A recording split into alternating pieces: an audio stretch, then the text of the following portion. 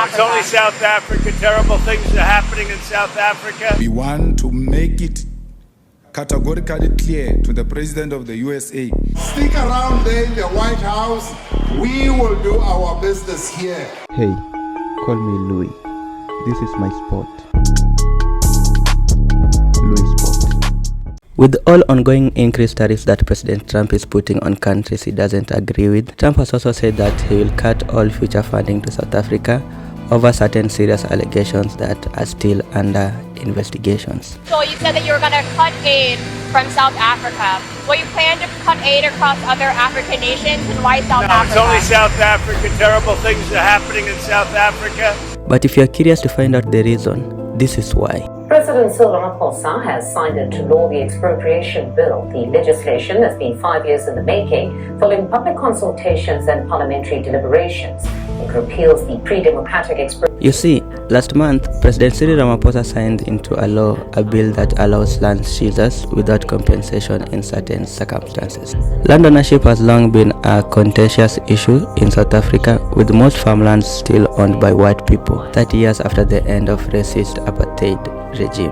On Sunday, Trump wrote, "I will be cutting off all future funding to South Africa until a full investigation of this situation has been completed."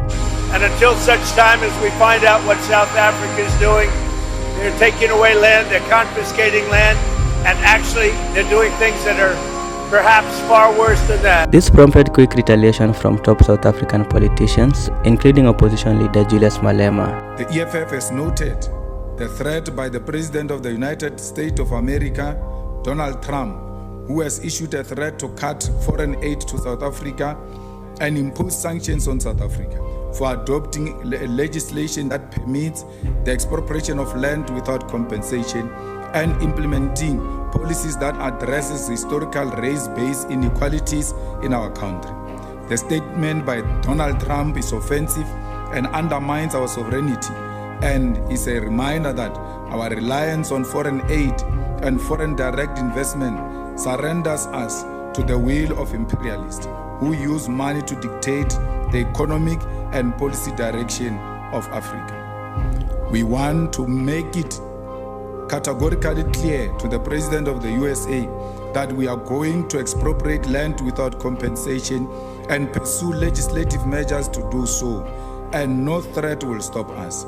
His misinterpretation of the Expropriation Act, which is a mild and cosmetic intervention, is an assessment of a measure that is going to be pursued through the amendment of our constitution as South Africans, and there is nothing he can do to undermine our independence. And a message from President's office, getting nearly 40 million views in return. Coincidentally, it's the same response he had to give 6 years ago in 2018, when the same Trump as a president made reckless statement on land expropriation. This issue that Donald Trump fears so much, we offer this question of the land. I don't know what Donald Trump has to do with South African land, because he's never been here.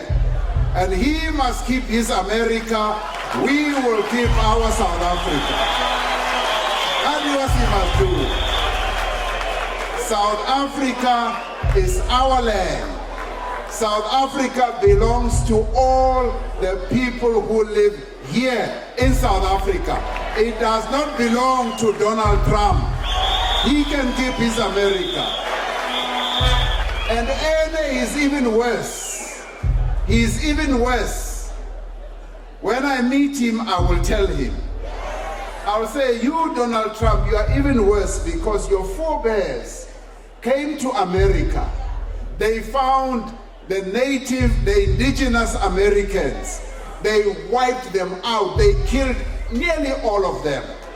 Rine, we are living as a nation, and black and white, we are going to find solutions for our land question. So Donald Trump must leave us alone. He must leave us alone, Maori. When we were facing apartheid, when we were facing oppression, he was not here. He did not fight side by side with us. And we were able, on our own.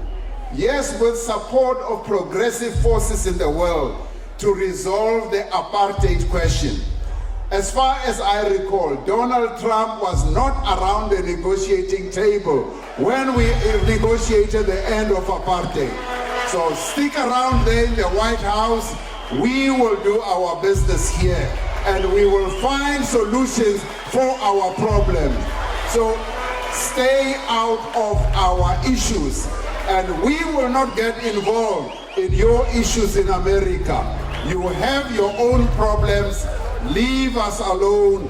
A notable response also came from the country's foreign minister, who on his X account advised Trump advisors to use the investigative period to deepen their understanding of South Africa's policy as a constitutional democracy. Now, that sums it up for this video. What do you guys think?